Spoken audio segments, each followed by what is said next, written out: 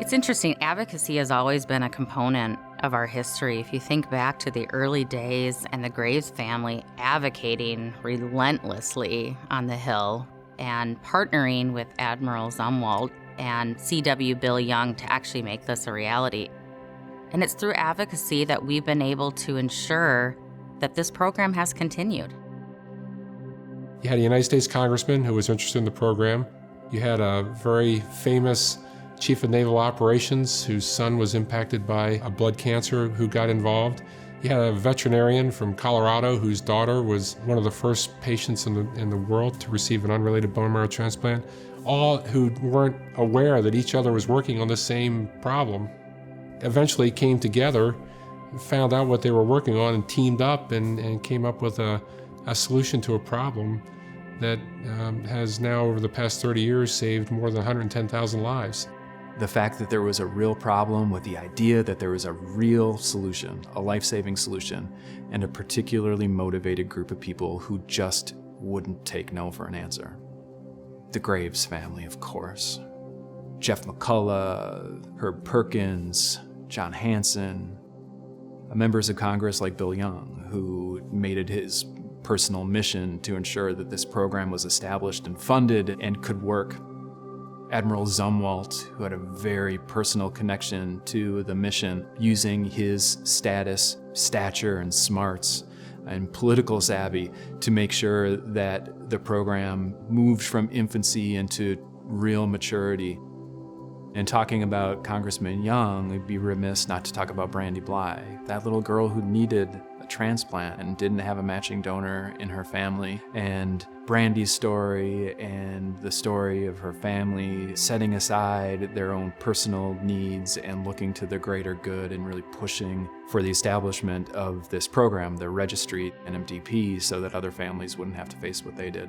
The list of people that have contributed to this thing is pretty extraordinary.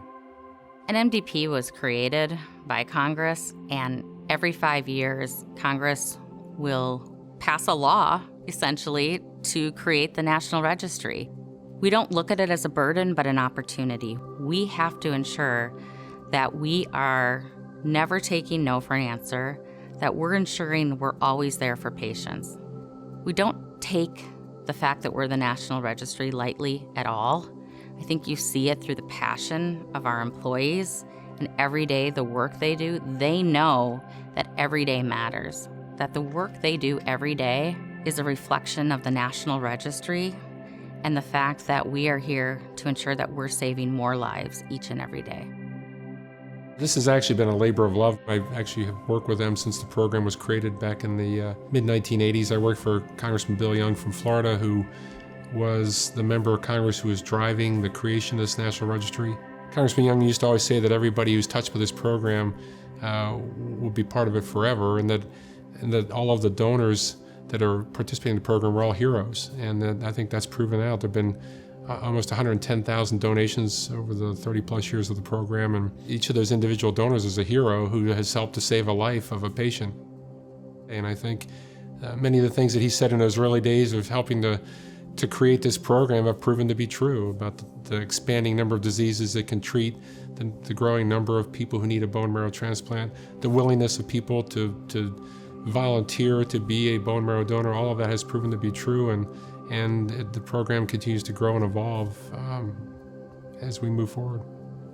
You know, you think back to the late 80s when the discussion was around nobody will say, even if you do set up a registry, who will sign up?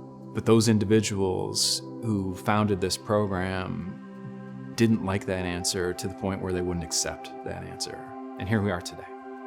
You know, almost 120,000 transplants as we're sitting here today, made possible by the gift of an unrelated donor, a stranger that the patient had never met. 39 million people on any given day have been signed up across the globe to step up and give that gift.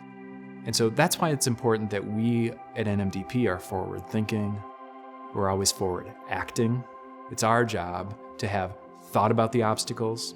It's our job to have overcome those obstacles. It's our job to pave the path for those who have not yet been diagnosed. And that's what we do literally every day.